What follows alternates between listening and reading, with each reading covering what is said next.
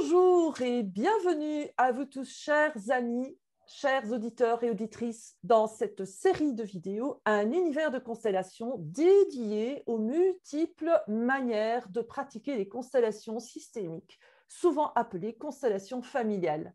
Alors aujourd'hui, je suis très heureuse d'accueillir Laure de Cazenove qui va nous présenter sa façon de pratiquer les constellations. Alors, bonjour Laure. Bonjour Oriane.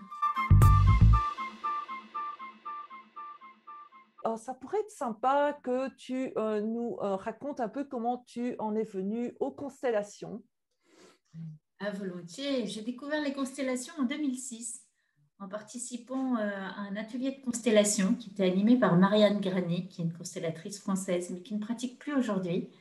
Et j'ai été invitée par la coach qui me formait au coaching à découvrir cette pratique. Et ça a été aussi pour moi la découverte de l'espace du transgénérationnel.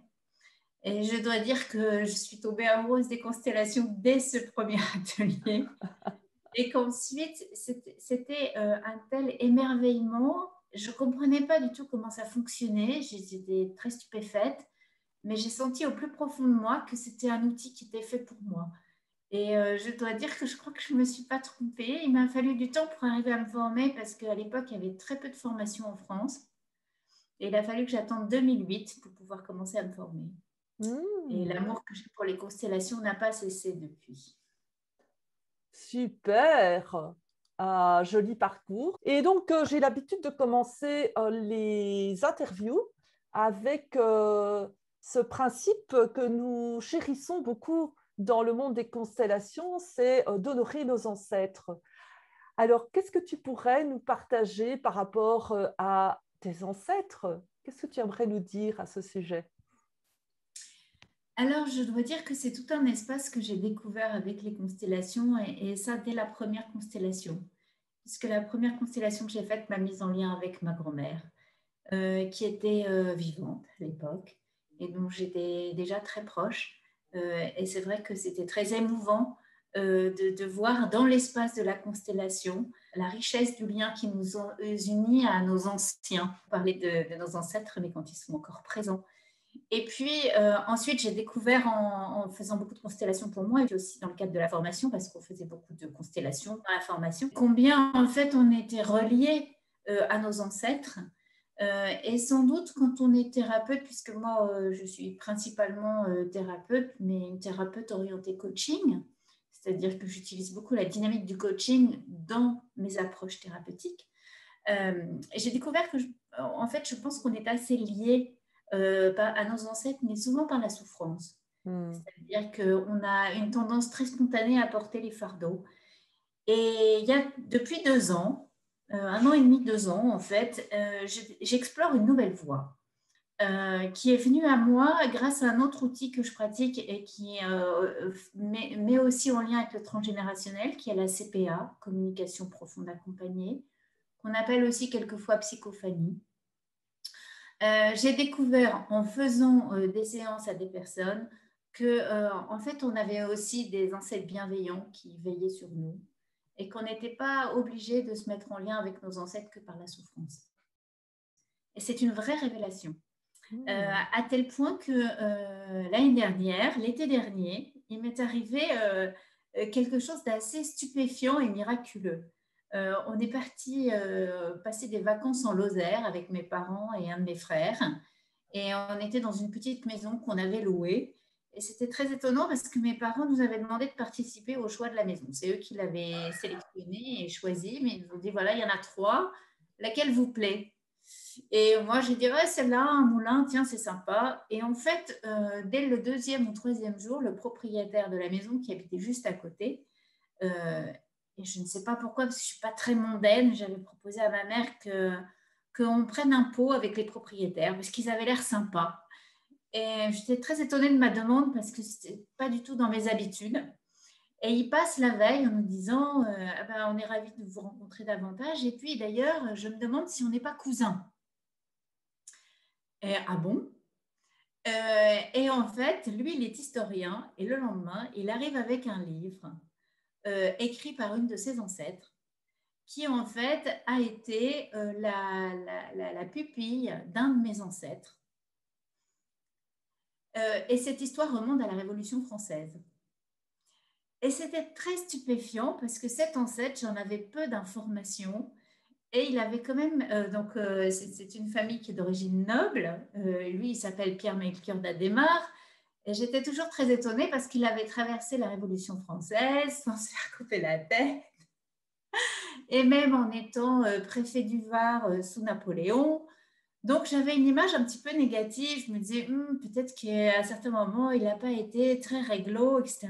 Et en fait, en lisant ce livre, j'ai découvert au contraire que cet homme était profondément bon, que j'étais très reliée à lui et pendant longtemps par la souffrance, parce que moi, j'avais un syndrome d'enfermement qui avait été levé par une énergéticienne qu'il avait identifié et que lui-même a passé 17 mois en prison sous la terreur en étant tous les 3-4 matins menacé d'être guillotiné.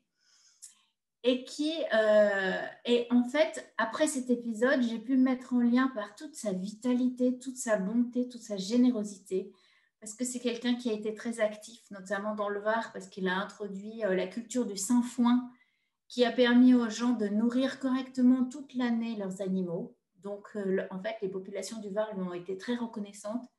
Et ensuite, il s'est installé dans une propriété dont mes grands-parents avaient hérité. Et il a fait de ce petit château qui est dans le sud de la France, en fait, un espace d'accueil où il a recueilli beaucoup de gens qui étaient dans la nécessité, la pauvreté, etc. Et donc, j'ai trouvé ce cadeau absolument merveilleux. Et aujourd'hui, ça oriente beaucoup ma pratique en transgénérationnel différemment. C'est-à-dire que de plus en plus souvent, j'invite les gens à oser se connecter aux ancêtres qui veillent sur eux avec bienveillance, et à aller explorer tout ce qu'on peut recevoir de positif, de vitalisant de nos ancêtres. Et ça me ramène j'avais suivi un séminaire animé par Matthias von Kibet et Inza Sparer. Et je me souviens de Matthias von Kibet qui avait eu cette phrase qui m'avait énormément plu et qui avait dit, vous savez, si vous êtes là aujourd'hui, c'est que dans l'arbre, il y a des sponsors qui veillent sur vous.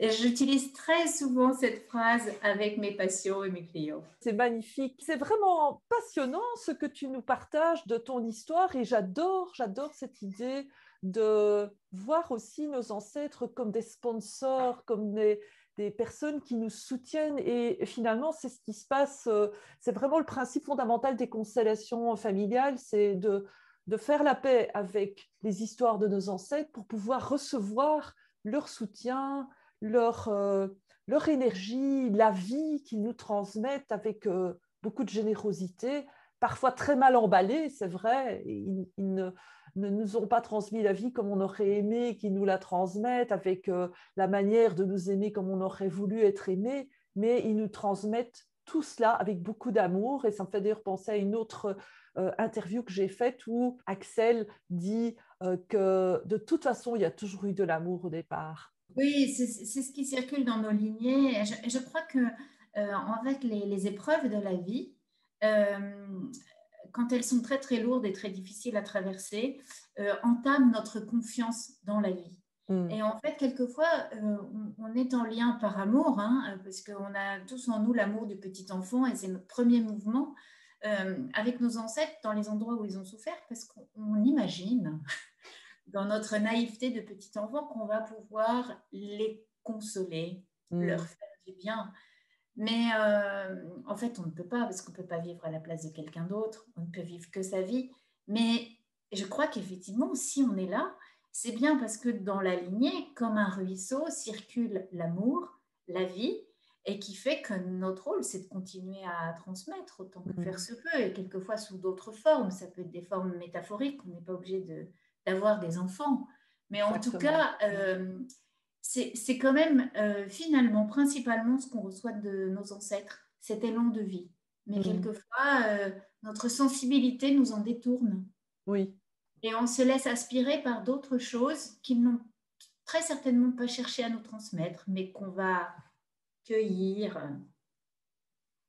avec nos petites antennes. Ça me ramène aussi à quelque chose que je dis souvent quand j'anime un atelier ou quand je fais une constellation individuelle. C'est qu'en fait, comment ça marche les constellations, il me semble, c'est parce qu'on est tous des antennes émettrices, réceptrices.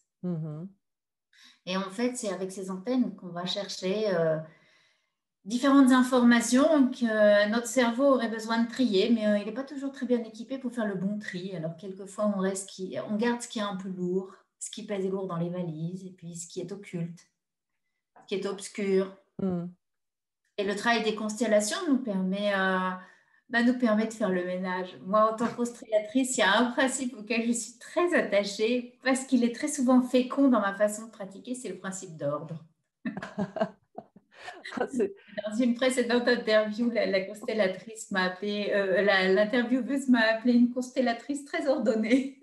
Ah oui, on pourrait aussi dire la Marie Kondo Ah oui, de l'ordre familial. je rassure tout le monde. Effectivement, j'aime bien que les choses soient organisées et rangées. Mais pour réfléchir, j'ai quelquefois aussi besoin de générer un grand désordre Ah. pour avoir un maximum d'idées. Oui, d'une certaine façon, pas de perfection, ça n'existe pas, ou alors c'est parfaitement imparfait, comme j'aime le dire. Complètement d'accord avec toi, Oriane.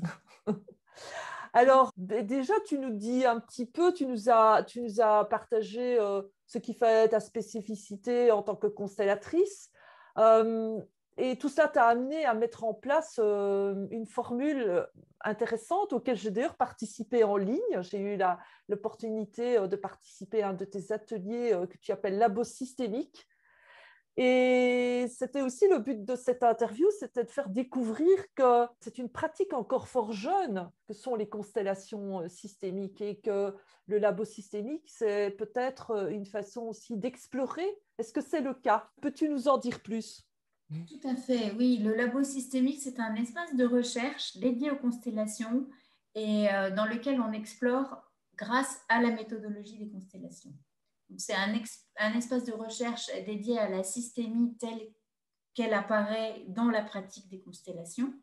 J'ai créé cet espace en 2017, inspiré par une autre constellatrice qui s'appelle Carmen Palacios, qui est d'origine colombienne, et qui elle-même proposait un espace qu'elle avait appelé le laboratoire systémique, et dans lequel elle proposait d'aller revisiter les principes qu'on utilise dans les constellations par la méthodologie des constellations. Et j'avais trouvé ça passionnant. Alors, par exemple, on allait visiter les 3 principes, on allait visiter les placements familiaux, et puis on regardait si ça tenait la route, si c'était cohérent du point de vue de la systémie phénoménologique, c'est-à-dire par les ressentis corporels, comme on la pratique dans les constellations. Ensuite, elle a arrêté et j'en étais très triste. Donc, un an a passé et je me suis dit, c'est trop dommage que cet espace n'existe plus. Et donc, j'ai créé le labo systémique avec un esprit un petit peu différent, c'est-à-dire qu'ayant une formation littéraire, ayant notamment fait de la philosophie dans mes études, je me suis dit, mais finalement, on doit pouvoir explorer tous les concepts et toutes les problématiques de cette façon-là. Voilà. Donc, pour donner des exemples de thèmes qui vont être traités dans le laboratoire systémique, celui auquel tu as assisté s'appelait les valeurs et les croyances. Voilà. Il s'agissait de savoir si ça avait un lien sur le plan systémique, comment ça fonctionnait, est-ce que l'importance qu'on accorde aux valeurs et aux croyances est légitime ou est-ce que ce sont des épiphénomènes dans un système. Voilà. Pour la rentrée, j'ai le projet d'explorer le thème du pouvoir, mais j'ai aussi, par exemple, un thème qui vient de façon assez récurrente, qui est autour de l'argent. Ah. En fait, c'est une question très vaste que celle de notre rapport à l'argent, que la place de l'argent dans le monde, que la place de l'argent dans un système. Et en fait, ça, je l'ai déjà exploré dans 3 laboratoires différents. Mais le thème me paraît tellement riche qu'il y a encore plein de choses à découvrir. Donc, j'ai décidé dorénavant de le proposer chaque année. Et j'ai découvert cette année, quand je l'ai proposé, que c'était non seulement un espace de recherche, le labo systémique, autour de ce thème, mais dans certains cas, comme pour ce thème-là, ça pouvait être aussi un espace de découverte personnelle pour chacun des participants. Et ça a été l'occasion pour chacun de revisiter sa relation à l'argent et de découvrir une image de l'argent qu'ils n'avaient pas jusqu'à maintenant. Hmm. Et notamment qui les a connectés à la vitalité et à la vie. Et c'est aussi quelque chose que j'observe au fil des années dans le laboratoire systémique. Et une chose qu'a dite Bert Hellinger, je lis très souvent les livres de Bert Hellinger parce que je les trouve passionnants, mais il y a des choses dedans que je ne comprends qu'après les avoir rencontrés en constellation, parce qu'il y a des choses qui sont très énigmatiques. Et on se dit, mais où est-ce qu'il a été chercher une idée pareille? En fait, je pense que les livres de Bert Hellinger sont essentiellement des récits de voyage, c'est-à-dire des récits de constellations vécues. On peut croire quelquefois que c'est sa pensée. Non, c'est ce qu'il a observé en pratiquant les constellations. Parce qu'il m'arrive dans le labo ou dans les constellations de retrouver des situations qu'il décrit dans ses livres et que je ne comprends qu'après les avoir vécues. Et donc, dans le laboratoire, une expérience assez fondamentale que je fais depuis 1 an et demi, c'est que globalement, un système en harmonie est un système qui va dans le sens de la vie. Hmm. Et Bert Hellinger l'a observé dans ses dernières explorations autour de l'entreprise.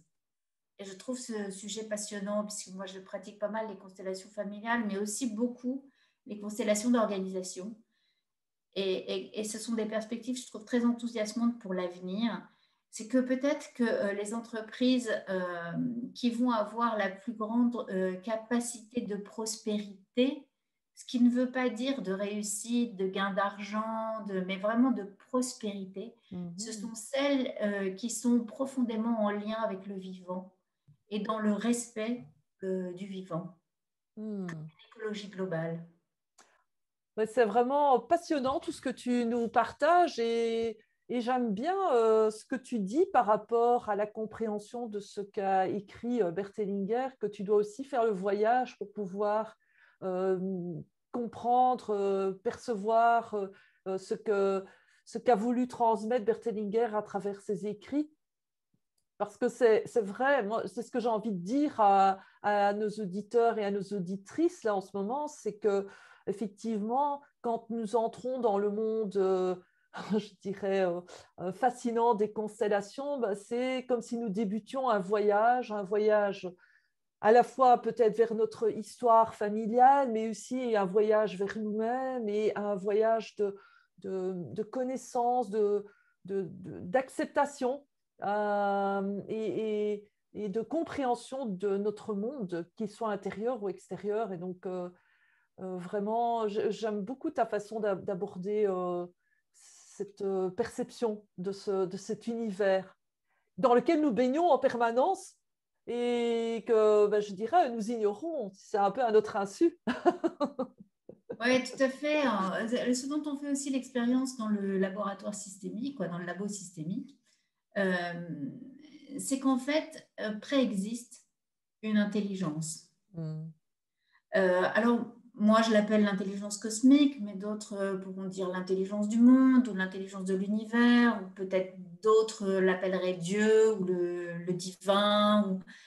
Et ce qui est très fascinant, c'est qu'en fait, c'est une intelligence qui est pleine de cohérence. Mm. Et que l'image que nous avons du monde est souvent chaotique parce que finalement, on ne perçoit que des petits morceaux, des détails. Donc en fait, on a du mal à avoir une vision d'ensemble. Mais quand on croise, par exemple, la philosophie occidentale, l'histoire du christianisme et les textes du christianisme, l'islam, la tradition bouddhiste, la philosophie indienne, en fait, on trouve ces mêmes récurrences. Mm. On trouve des choses qui sont très similaires dans les fondamentaux. Après, il y a des tas de détails qui nous font croire que c'est différent. Mais dans les fondamentaux, en fait, je pense que ces grandes traditions parlent aussi Mm. et font émerger cette intelligence fondamentale. Et en fait, les constellations, je trouve, sont extraordinaires pour ça. C'est que comme elles ont remis au centre de notre principe de connaissance notre corps, et la richesse des informations qu'il est capable de traiter, d'enregistrer, de percevoir, pour qu'ensuite le mental vienne piocher là-dedans et faire un peu de tri et organiser toute cette profusion d'informations amenées par le corps, on gagne un temps fou avec les constellations. Quand je vais explorer le thème du pouvoir, de la liberté ou des émotions avec les constellations, je vais beaucoup plus vite que si je dois lire 10 bouquins sur le sujet et où je dois trier les hypothèses qui ont été formulées par des cerveaux très puissants, mais qui quelquefois ne sont que des hypothèses et qui ne s'avèrent pas valides. Parce que je trouve qu'avec les constellations, on a la possibilité de dire telle hypothèse, on peut la suivre ou pas. À la limite, on met un papier par terre, on note l'hypothèse dessus, on regarde comment on sent sur le papier. Si ça vibre très fort, on se dit ah, ça vaut peut-être le coup de poursuivre. Oui. Si c'est très froid, très neutre, très rien, on se dit bon, peut-être qu'on est un peu à côté. Oh, c'est fabuleux, c'est un outil de connaissance. On peut dire ça, hein, des constellations, que c'est un outil de connaissance, un outil d'exploration, un outil de créativité. Moi, c'est ce que je dis souvent. Les constellations, on peut les voir comme un moyen de penser en dehors de ce que l'on connaît. Là, tu en témoignes bien et ton expérience du labo systémique. En tout cas, moi, je la recommande, je l'ai vécue. C'est une très belle expérience et c'est un moment à la fois pour soi et un moment de connexion avec le vivant, comme tu le disais si bien. Et donc, personnellement, je recommande à tout un chacun de participer à ce labo systémique. D'ailleurs, c'est l'occasion maintenant que tu nous parles un peu de tes activités, que tu donnes ton site. Prenez votre bic, il va passer en dessous. Voilà, nous t'écoutons. Merci, Oriane. Oui, avec plaisir. Alors, dans mes activités, alors je pratique très régulièrement les constellations, comme vous l'avez remarqué, c'est un outil que j'aime énormément. Donc, je propose environ un atelier par mois, alors en temps habituel, hors crise sanitaire, en présentiel. Oui. Tu es dans quelle région? Tu es dans quelle région? Ah oui, je suis près de Paris et je propose mes ateliers aux alentours de Versailles ou à Versailles. Et dès que le temps le permet, je propose de travailler en forêt, qui est une expérience extraordinaire. Pour deux raisons. D'abord parce que les constellations qu'on y fait sont très belles et puis très ludiques. Il arrive toujours des choses incroyables parce que même si je vais dans une forêt qui est plutôt calme, forcément il y a des gens qui de temps en temps passent et qui s'invitent dans les constellations. Ça, c'est très stupéfiant et c'est très beau. C'est vraiment, j'ai des souvenirs merveilleux, les gens qui ont participé aux ateliers aussi. Et puis aussi parce que ça modifie notre rapport à la nature. Une fois qu'on a vécu un ou deux ateliers de constellation en forêt, on n'a plus la même relation aux arbres. C'est une porte d'entrée extraordinaire pour la sylvothérapie. Voilà. Alors, atelier en présentiel à Versailles et à Neauphle-le-Château, donc dans les Yvelines. Constellation en forêt, dans la forêt Sainte-Apolline en général, donc qui est près de Neauphle, là où j'habite. Depuis la crise sanitaire, beaucoup d'activités en ligne. Et j'ai découvert combien ça fonctionnait bien. Et je dois dire que j'adore les constellations en ligne. D'abord parce que ça fonctionne très bien. Ensuite, parce que c'est très agile, on n'a pas de temps de déplacement. Donc, en fait, on peut vivre un atelier de 3 heures très intense et hop, après, on repasse à autre chose. Et dans nos vies qui sont bien remplies, c'est bien précieux. Et aussi parce que nous n'avons plus de frontières. Et ça, pour moi, c'est merveilleux. Parce que moi, j'ai passé mon enfance à l'étranger et j'adore la France, c'est mon pays. Mais néanmoins, quelquefois, je m'y sens un peu à l'étroit. Alors, grâce au travail en ligne, là, j'habite la Terre entière et je trouve ça magique. Et donc, le laboratoire systémique, par exemple, il a lieu en présentiel ou en ligne. Et puis, je suis aussi formatrice. Donc, je forme aux constellations familiales et d'organisation depuis 6 ans maintenant. Voilà, cette année, on est en train de terminer la 6e promotion. La prochaine démarrera en janvier 2022. Elle se fait en présentiel, donc dans la région parisienne. Et il y a un module en ligne pour justement apprendre à pratiquer les constellations en ligne, notamment sur le format des constellations individuelles. Voilà. Et puis, je suis en train de créer une autre formation dédiée à ce que j'appelle et ce qu'on commence à appeler sur le plan international les mini-constellations. C'est-à-dire des formats très courts, très resserrés, et il va y avoir 2 niveaux. Le niveau 1 va plutôt être consacré aux mini-constellations d'exploration. Et en tout cas, c'est un outil qui est très facilement accessible, notamment pour les gens qui ne pratiquent pas encore les constellations. Pas mal de coachs en France sont assez intéressés. Voilà. Et puis, dans un deuxième niveau, on ira plus, on fera toujours des constellations d'exploration, mais on fera aussi des constellations que je dis résolutoires, c'est-à-dire à partir de ces tout petits formats de constellations, dont certains sont créés dans les labos systémiques.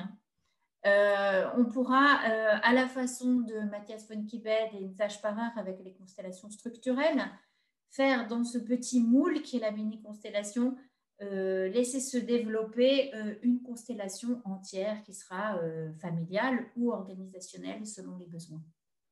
Voilà, donc ça c'est le gros projet pour 2022. Il va y avoir des ateliers découvertes à l'automne. Il y a 4 ateliers qui sont programmés. Dès cet été, vous aurez toutes les informations sur mon site internet. Là, je dois faire la mise à jour pour 2021. Voilà, regardez cette c'est génial, quel beau programme. Et d'ailleurs, pour les internautes, nous ne nous sommes jamais rencontrés in vivo.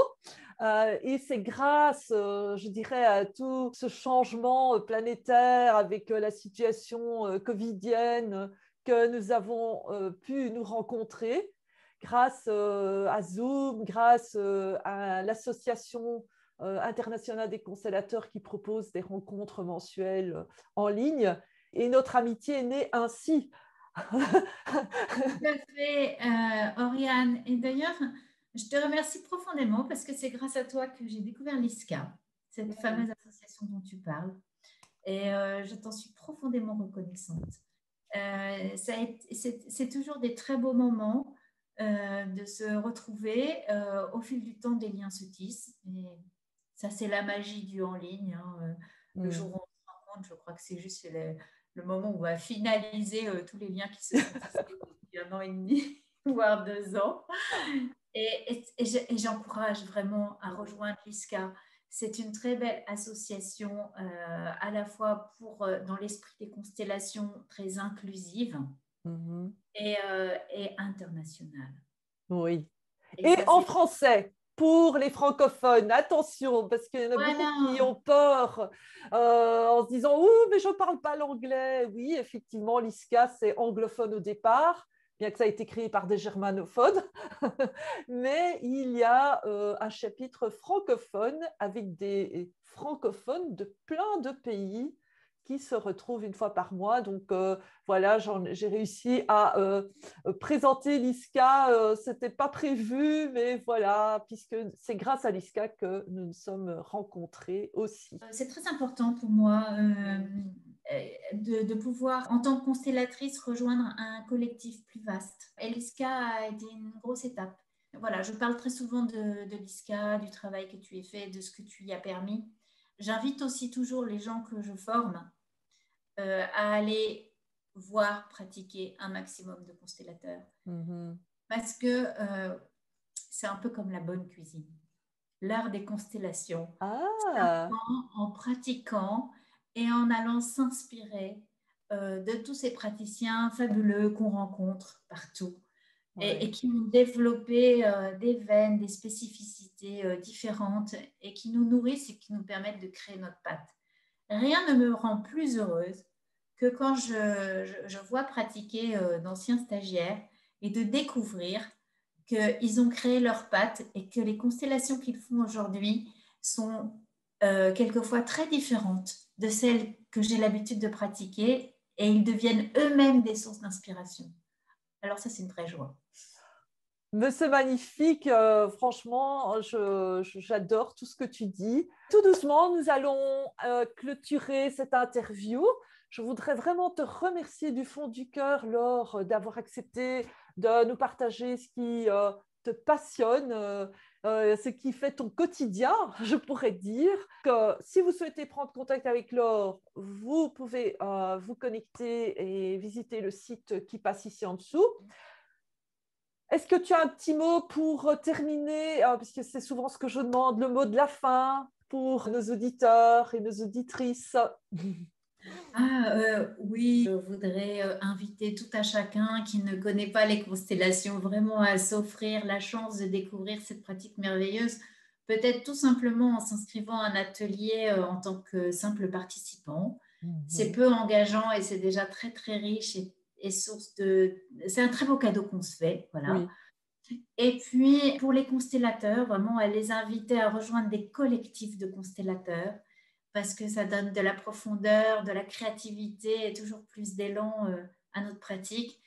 Et comme mot de la fin, j'aimerais dire que j'ai constaté au fil de ma pratique que les constellations sont un puissant outil de pacification, non seulement de nos systèmes familiaux, mais des systèmes organisationnels dans lesquels nous intervenons et sans doute beaucoup plus globalement à l'échelle du monde. Oui. Et en cela, je les trouve vraiment merveilleuses. Waouh, super, un tout grand merci Laure. Et si vous avez aimé cette vidéo, nous vous invitons à vous abonner à notre chaîne YouTube, à activer la petite cloche pour être informé des nouveautés publiées et surtout, pas spécialement pour nous, mais pour les personnes qui auront l'occasion de découvrir ces vidéos, partagez avec vos amis. Ils vous en seront reconnaissants. Et nous vous disons au revoir. À bientôt pour d'autres interviews, d'autres manières de pratiquer les constellations. Au revoir. Je voudrais te dire un grand merci, Oriane, à la fois pour cette démarche que tu as initiée pour faire connaître les constellations en offrant ces espaces d'interview. Toutes les interviews que tu proposes sont d'une immense richesse et montrent la diversité de la façon de pratiquer les constellations. Et puis, à titre personnel, je voudrais te remercier de m'avoir conviée dans ce grand cercle. Je suis très heureuse de cet entretien.